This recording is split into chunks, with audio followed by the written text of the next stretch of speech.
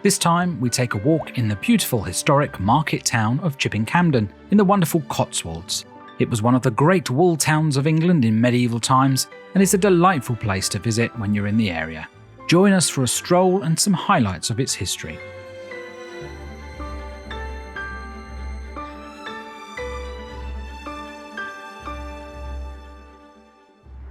The beautiful town sign greets us as we start our walk.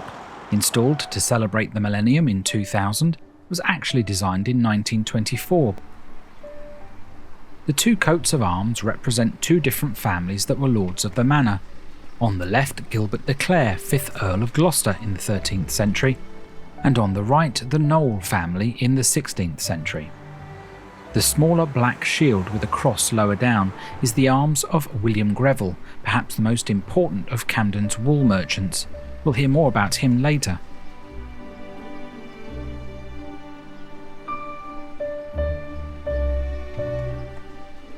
Just beside the sign is the Dragon House, which used to be the George and Dragon pub, which closed in 1927. The unusual town name comes from Saxon Old English. Its earlier name was Camp de New, a valley with camps or enclosures. King Henry II granted a town charter in about 1175, permitting a weekly market and annual fairs. At the same time, the name was changed to Chipping Campden from an Old English word sepping, meaning market. The 17th century market hall was used by the farmers' wives to sell cheese, eggs, butter, bread and poultry, under shelter from the bad weather. It was likely built on the location of the former market cross. From the 1850s, the building was used for storing carts, but today it's back to its original use for traders to use selling goods. The uneven floor is just incredible and apparently has never been disturbed since it was laid. Sir Baptiste Hicks, a wealthy trader in silks who lived in the town and became an important benefactor, arranged for the market hall to be built in 1627. We'll see more buildings related to him later.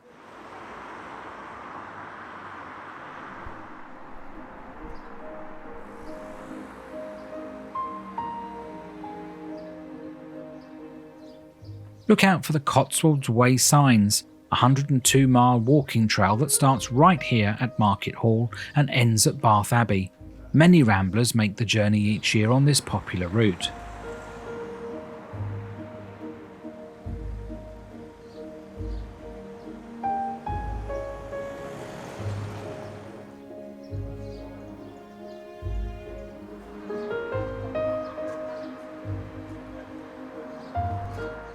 The site of the town hall is interesting.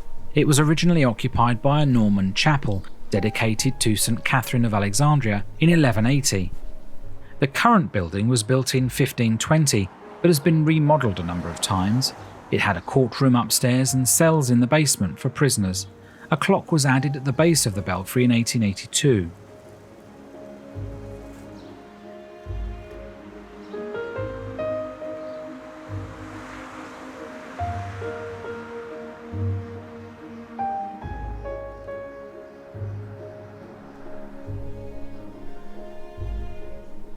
We mentioned right at the start the town was a very important wool town in medieval times. Merchants would come from Europe to buy large quantities of fleece to export, and the Cotswold's wool was deemed one of the best. The Cotswold Lion, now a rare breed of sheep, was a popular choice for having a long fleece and prized for its high growth rate. This helped Chipping Campden grow and prosper in the 13th and 14th centuries. Some substantial houses were built and others improved, creating what we see today. Originally a cottage industry, between 1750 and 1850, Cotswold wool production went into decline when wool output increased in the north of England, where newer and more efficient forms of power were developed. With decline came poverty, and the area paid dearly for an over-reliance on wool. Chipping Campden then became more associated with the arts and craft movement.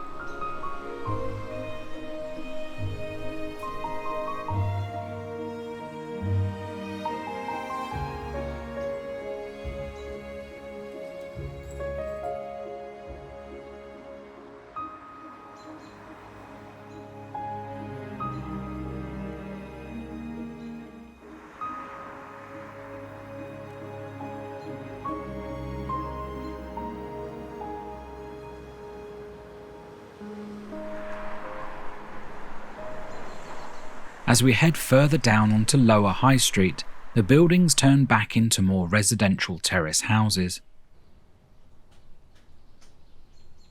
On the corner of Hoe Lane is St Catherine's Catholic Church, built in 1891 on land donated by the Earl of Gainsborough.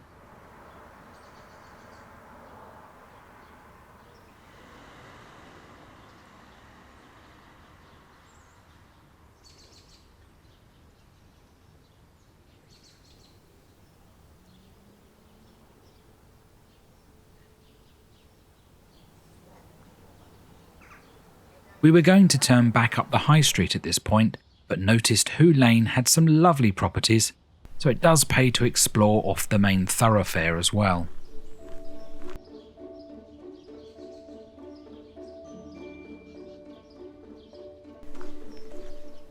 Some notable people from the town include Ernest Wilson, plant collector and explorer, who introduced a large range of about 2,000 Asian plant species to the west. He was born here. And Graham Greene, famous 20th century novelist and journalist who lived in the town for 2 years in the early 1930s.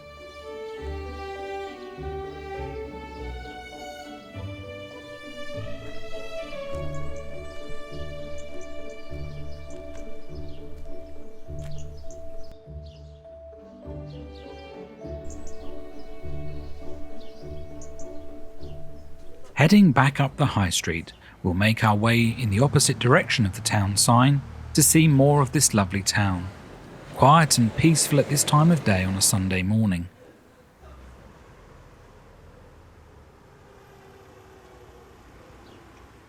Later, the shops will open, with a good mix of antique, craft and homeware shops, along with cafes and other places to get a bite to eat.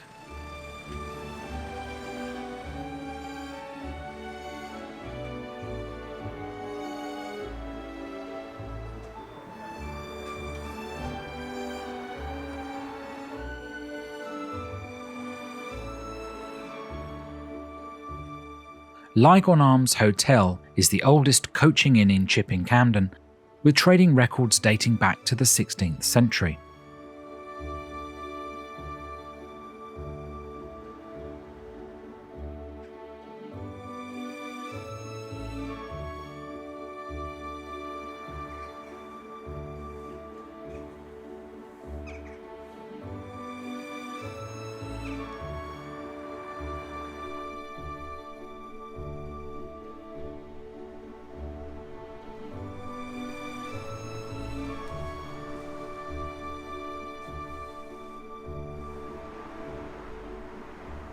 My favourite house in the town is Bedfont House.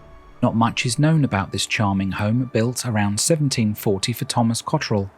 In 1831, John Rod Griffiths bought the house and he enlarged it significantly, and later his son William Hickford Griffiths made further alterations.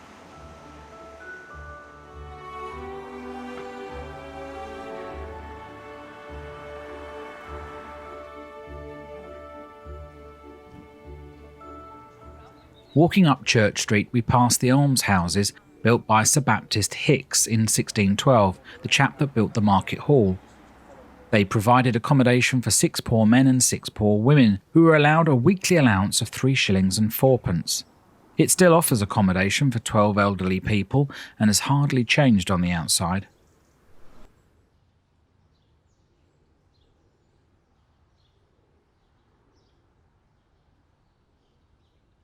Opposite the almshouses is a strange sight that I have to confess we missed on the day. This cobbled track was in fact a medieval cart wash for folk to keep the wooden wheels wet and supple to stop the wood from shrinking.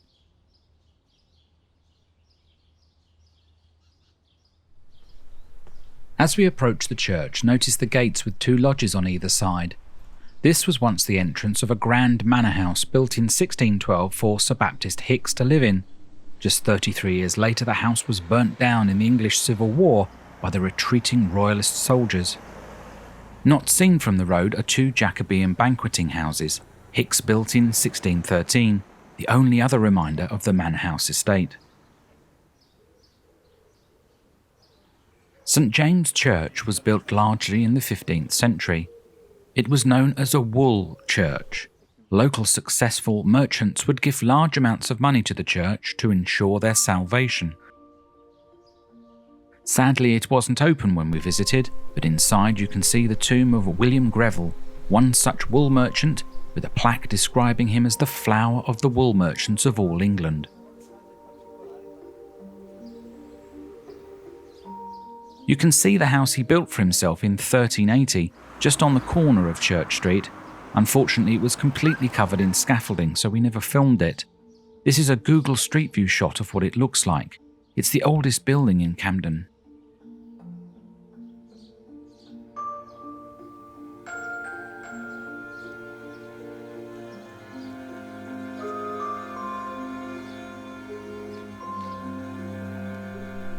As you walk through the churchyard, be sure to head right out to the southeast corner to see the rolling Cotswold Hills come into view and sight of the East Jacobean Banqueting House. Quite beautiful.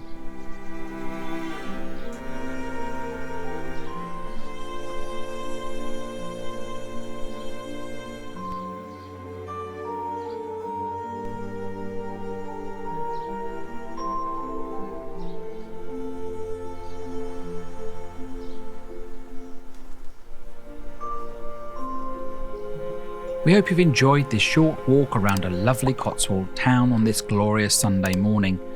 We have more like this on the channel, so do join us again by subscribing so you don't miss anything. Thanks for watching the Memory Seekers.